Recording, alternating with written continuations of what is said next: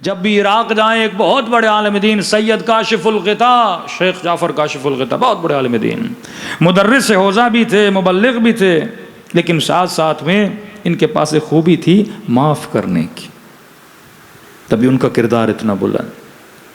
ایران آتے تھے، لوگ انتظار کرتے تھے کہ مولانا کب ہمارے گھر آئیں گے، تجار انتظار کرتے تھے کہ ایک قدم ہماری دکان پہ رکھیں، اللہ ان کے قدموں سے ہمیں برکت عطا کرے گا۔ ایک تو معاف کرنے کی عادت، دوسری ان کے اندر صفات تھی انفاق کی، بخش۔ ایک معافی ہوتی ہے گناہ کی، ایک معافی ہوتی ہے اپنے مال کی، کسی کو بخشنا۔ تہران گئے، تہران کی تاجروں کی بازار میں، یہ تاجر بولے مولانا میری دکان میں، وہ تاجر بولے مولانا میری دکان میں۔ اب مولانا پریشان کہ میں جاؤں تو کس کی دکان میں جاؤں۔ اسی وقت آقا کاشف الغطاء نے اپنی ابا کو تہران کے تجار کی بازار کے بیچ میں زمین پہ بچھا دیا اور کہا جو چاہتا ہے میں اس کی دکان میں آؤں، وہ فقراء کے لیے اس میں پیسے رکھے، جو جتنے پیسے دے گا اس کی دکان میں جاؤں گا۔ اب ایک تاجر نے کہا مولانا میں 20,000 دیتا ہوں میری دکان میں، دوسرے نے ضد میں آ کر کہا میں 40 دیتا ہوں، تیسرے نے کہا میں 60 دیتا ہوں۔ کہتے ہیں اتنا پیسہ آقا کاشف الغطاء نے جمع کیا کہ شاید کوئی مولوی جمع کر پاتا۔ کہ پھر سب کی دکانوں میں گئے، پھر اعلان کیا کہ تہران کے فقیر آ جائیں، یہ پیسہ میں ان فقیروں میں تقسیم کرنا چاہتا ہوں۔ کس طرح میں نے معاشرے میں کردار حسین ابن علی ادا کرنا ہے۔ تہران سے اصفہان گئے، سہم سادات ان کے پاس بہت جمع ہوا، سہم امام یہ بانٹ چکے۔ اصفہان کی مسجد میں جا کر انہوں نے اعلان کیا جتنے بھی غریب سیدیں آ جائیں میں سہم سادات دینا چاہتا ہوں۔ کہتے ہیں جتنے غربا تھے، سادات کے بچے جوان، وہ آ گئے، بیوگان، انہوں نے سب میں تقسیم کیا۔ وقت نماز قریب تھا، مصلی عبادت پر بیٹھنا چاہتے تھے، آخر میں اچانک ایک اور فقیر سید آیا، اس نے کہا شیخ مجھے میرا حصہ دو، میرے جد کا حصہ دو۔ آقا کاشف نے کہا تم نے دیر کر دی، جتنے پیسے تھے سارے ختم ہو گئے۔ اس نے کہا مجھے پتا ہے تم مولوی بڑے چور ہو، توہین کرنا شروع کر دی، پیسے اتنے پڑے ہوئے مجھے نہیں دے رہے، سب کو دیے، مجھے کبھی ہے ہی نہیں، ہم نے اعلان کیا تھا اس ٹائم پہ آنا پیسے دیں گے۔ بعض لوگ ایسے ہتاک ہوتے ہیں، بے ادب ہوتے ہیں۔ آقا نے کہا نہیں ہے، سارے ختم ہو گئے، سب بانٹ دیا۔ اس نے کہا نہیں تیرے پاس ہیں، تو مجھے دینا نہیں چاہتا، اور اس نے بے احترامی کرتے ہوئے آقا کاشف الغطاء کے چہرے پر تھوک دیا۔ محاسن ان کے بڑے تھے، جب چہرے پہ لعاب دہن پھیرا، ان کے مرید بیٹھے تھے، شاگرد بیٹھے تھے، سب نے کہا اس کو مارتے ہیں، کہ نہیں ہاتھ نہیں اٹھانا، میرے چہرے پہ تھوکا ہے، تیرا کچھ نہ جائے۔ ابا کے دامن سے چہرے کو صاف کیا، اس سید کو تو تھوڑی دیر ٹھہر جا، جو ہو سکا تیرے لیے کرتا ہوں۔ اسی وقت اپنی ابا کو مسجد کی زمین پہ بچھایا، کہ جس کی نگاہ میں میری داڑھی کی عزت ہے، سید کے لیے تھوڑے پیسے رکھ لے۔ کہ مسجد میں جتنے نمازی تھے انہوں نے ابا کے دامن میں پیسے رکھنا شروع کیے۔ آقا کاشف الغطاء نے سارے پیسے جمع کیے اور اس سید کے سامنے رکھے، کہا سید غلطی میری ہے، تیری نہیں، تو نے غصہ کیا میری غلطی ہے، اگر یہی ابا میں پہلے بچھاتا تو مجھ پہ غصہ نہ کرتا، اگر تیری غلطی ہے کاشف نے تجھے معاف کیا، اگر میری غلطی ہے علی کے صدقے میں تو مجھے معاف کر دے۔ ہاں، یہ وہ علماء حق جنہوں نے اپنے کردار کے ذریعے سے لوگوں کو سکھایا معاف کرنا سیکھو، معاف کرنا سیکھو۔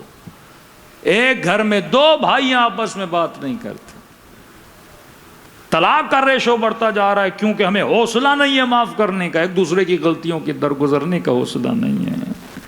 اور یہ سوچ رہا تھا کہ شاید حسین مجھے نہ معاف کرے، غلطی بہت بڑی تھی نا، راستہ روکا تھا، نہ روکتا شاید منظر اور ہوتا۔ صرف راستہ نہیں، حسین کا پانی بھی اس کے لشکر والوں نے پیا۔ صبح ہوئی، کہ اب یہاں رک نہیں سکتا، حسین کے پاس جاؤں گا۔ اب اسے یقین بھی نہیں تھا کہ حسین معاف کریں گے کہ نہیں، لیکن یہ جانتا تھا رحمت للعالمین نبی کا نواسا ہے حسین۔ اب گناہ کیا ہے تو اس کا ازالہ بھی ایسے کرو کہ اگلے کو محسوس ہو تو نے غلطی کی ہے۔ آنکھوں پہ پٹی باندھی، ہاتھ میں رسیاں باندھی، کچھ حصہ گھوڑے پر گیا، کیونکہ اگر پیدل جاتا شمر کو لشکر والوں کو پتہ چل جاتا شاید ہور کو وہیں مار دیتے۔ کچھ راستہ گھوڑے پر گیا تاکہ وہ یہ سمجھے میں حسین سے جنگ کرنے کے لیے جا رہا ہوں، اور جب خیموں کے قریب آیا تو گھوڑے سے اترا، ہاتھوں پہ رسی باندھی، آنکھوں پہ پٹی باندھی، غلام بھائی بیٹا ساتھ ہے، کہ دیکھو میں حسین کے خیموں کے قریب جا رہا ہوں، دور سے بتانا میں جنگ کے لیے نہیں آیا، کہیں ایسا نہ ہو وہ سمجھے میں جنگ کے لیے آیا ہوں، اور کہا کہ جیسے تیری نگاہ حسین پہ پڑ جائے مجھے خبر دینا۔ اب خود نہیں دیکھ رہا کیونکہ آنکھوں پہ پٹی باندھی ہوئی ہے۔ کہتے ہیں تھوڑا آگے بڑھا تو ایک مرتبہ غلام کی آواز بلند ہوئی، اللہ اکبر، کہ کیا ہوا حسین آ گئے؟ کہ نہیں، عباس استقبال کے لیے آ رہے ہیں۔ دو قدم اور آگے بڑھا ہے، دو مرتبہ بیٹے نے کہا اللہ اکبر، کہا اب کیا ہوا حسین آ گئے؟ کہ نہیں، علی اکبر استقبال کے لیے آ رہے ہیں۔ ایک مرتبہ تینوں کی آواز بلند ہوئی اللہ اکبر، کہا اب کیا ہوا؟ کہ خود حسین خیمے سے نکل کے آ رہے ہیں۔ کہ میرے لال جب حسین میرے سامنے ہوں تو بس مجھے اشارہ کر دینا، کہ جیسے مولا کے روبرو کھڑے ہوئے۔ کچھ میں یہ ہے کہ یہ روبرو تھا، کچھ میں یہ ہے کہ مولا حسین گھوڑے پر تھے اور یہ زمین پر تھا۔ کہتے ہیں پہلا جملہ اس نے یہ کہا کہ کائنات کا سب سے بڑا گنہگار، کائنات کے سب سے بڑے بخشنے والے کی دربار میں بھیک مانگنے آیا ہے۔ جب حسین نے اپنے ہاتھوں سے اس کی پٹیاں کھولیں کہ اور آنکھوں پہ پٹی کیوں باندھی ہے؟ کہ مولا کاش اندھا ہو جاتا لیکن آپ کی آنکھوں میں آنکھیں ڈال کے بے ادبی نہ کرتا۔ کہ اور ہاتھوں پہ رسیاں کیوں باندھی ہے؟ کہ مولا کاش ہاتھ کٹ جاتے، کبھی لجام فرس حسین میں ہاتھ نہ ڈالتا۔ اتنا شرمندہ سر اٹھا کے حسین کو دیکھ بھی نہیں پا رہا۔ تاریخ لکھتی ہے حسین نے اس کو اپنے سینے سے لگا لیا، کہ ہر یہ رحمت بھروں کا دربار ہے، اور بھیا ہر کہہ کے حسین نے سینے سے لگایا۔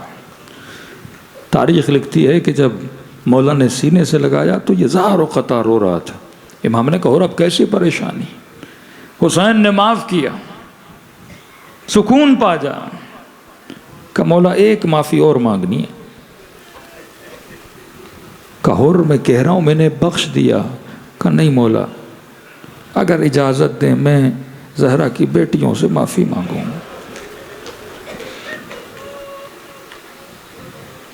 اور یہ اہل بیت کا گھرانہ، ولایت کا گھرانہ میں نے معاف کیا تو میری بہنوں نے، بھائیوں نے، بچوں نے معاف کیا۔ مولا اطمینان نہیں مل رہا، اجازت دیں میں خیموں کے بیچ میں جاؤں، بلند بلند آواز سے یہ گنہگار معافی مانگے۔ کہ اور اتنا اصرار کیوں کر رہے ہو؟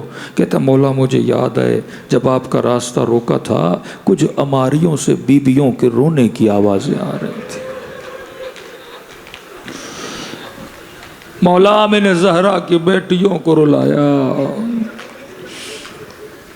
کہتے خیام حسینی کے بیچ گیا، امام نے اجازت دی، سر سے عمامہ اتارا، کہنے لگا اے زہرا کی بیٹیوں تیرا خطا کار تجھ سے معافی مانگنے آیا ہے۔ بی بی زینب کے کانوں تک آواز ہے انو محمد یہ کون ہے؟ کہ اماں جس نے ماموں کا راستہ روکا تھا معافی مانگنے آیا ہے۔ ایک طرف حسین، ایک طرف حسین کی بہن زینب۔ دیکھو حسین نے معاف کیا، زینب کا اخلاق کیا ہے۔ فرمایا بچوں بڑے ادب سے جانا، سلام کرنا اور کہنا ماموں ہر، جو غلاموں کو بھیا کہے. ماموں ہور زہرا کی بیٹی تجھے سلام دیتی ہے. اگر صرف بات سلام کی ہوتی تو ہور اتنا نہ تڑپتا. اگلے جملے نے ہور کے کلیجے کو جلا دیا. کہ ماموں ہور زہرا کی بیٹی سلام دیتی ہے اور اماں کہتی ہیں کہ میں تجھ سے شرمندہ ہوں. جب یہ سنا نا کہ علی کی بیٹی کہے میں تجھ سے شرمندہ ہوں, کہا آقا زادو مجھ سے کیوں شرمندہ ہے؟ کہا اور تو اس وقت ہمارے در پہ آیا ہے جب پلانے کے لیے پانی نہیں ہے, کھلانے کے لیے کچھ نہیں ہے. علی کے در سے کبھی پیاسا خالی نہیں گیا.